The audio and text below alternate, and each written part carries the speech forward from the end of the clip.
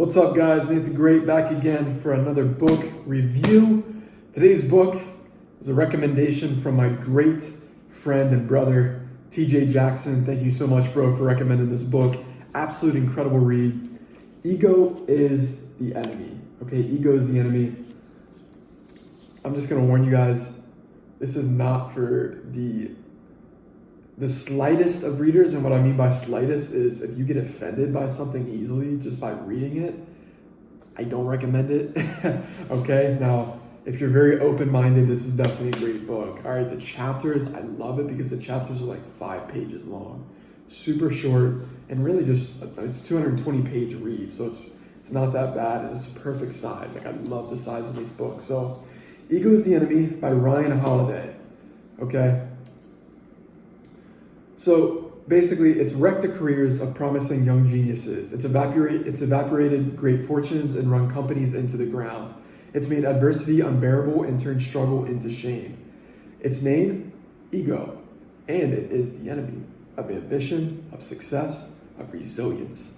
It is an internal opponent warned against by every great philosopher. In our most laughing stories, in our most lasting stories and countless works of art, in every culture, in every age. In the pages of this book, we fight to destroy it before it destroys us. Yeah, this book has some different words in it too, so I'll give you an FYI on that. So, while the history books are filled with tales of obsessive visionary geniuses who remade the world in their image with sheer, almost irrational force, I found that history is also made by individuals who fought their egos at every turn, who eschewed the spotlight and put their higher goals above their desire for recognition. And that's from the prologue.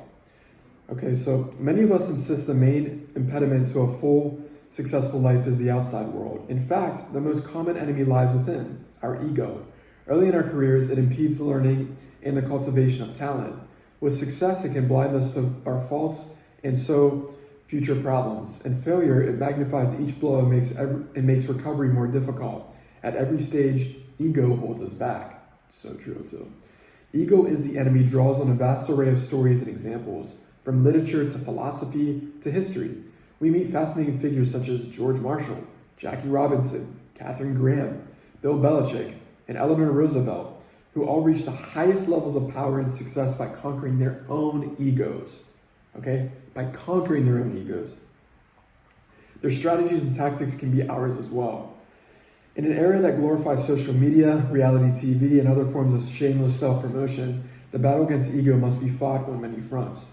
Armed with the lessons in this book, as Holiday writes, you will be less invested in the story you tell about your own specialness, and as a result, you will be liberated to accomplish the world-changing work you've set out to achieve. All right, so yeah, it's incredible, this read. I just can't tell you enough about it.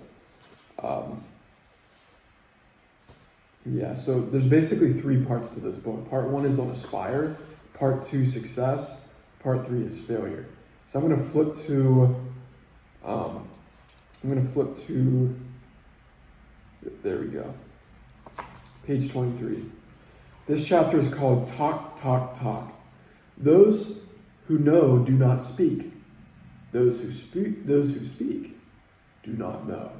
Lao Tzu.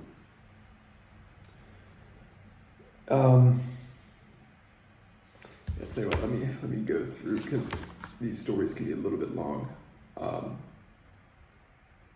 Okay, it's a temptation that exists for everyone, for talk and hype to replace action. The empty text box. What's on your mind? Facebook asks. Compose a new tweet. Twitter beckons. Tumblr, LinkedIn, our inbox, our iPhones, the comments section on the bottom of the article you just read. Blank spaces, begging to be filled in with thoughts, with photos, with stories, with what we're going to do, with what things should or could be like, what we hope will happen. Technology asking you, prodding you, soliciting talk. Almost universally, the kind of performance we give on social media is positive. It's more, let me tell you how well things are going.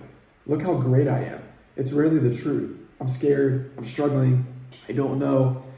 At the beginning of any path, we're excited and nervous, so we seek to comfort ourselves externally instead of inwardly. There's a weak side to each of us that, like a trade union, isn't exactly malicious, but at the end of the day, still wants to get as much public credit and attention as it can for doing the least. That side we call ego. The writer and former Gawker blogger Emily Gold, a real-life Hannah Horvath, if there ever was one, realized this during her 2-year struggle to get a novel published.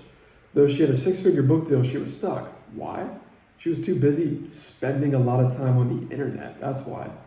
In fact, I can't really remember anything else I did in 2010. I tumbled, I tweeted, and I scrolled. This didn't earn me any money, but it felt like work. I justified my habits to myself in various ways. I was building my brand. Blogging was a creative act. Even curating by reblogging someone else's post was a creative act. If you squinted, it was also the only creative thing I was doing. In other words, she did a lot of what us do when we're scared or overwhelmed by a project. She did everything but focus on it. The actual novel she was supposed to be working on stalled completely for a year. It was easier to talk about writing, to do the exciting things related to art and creativity and literature, than to commit the act itself.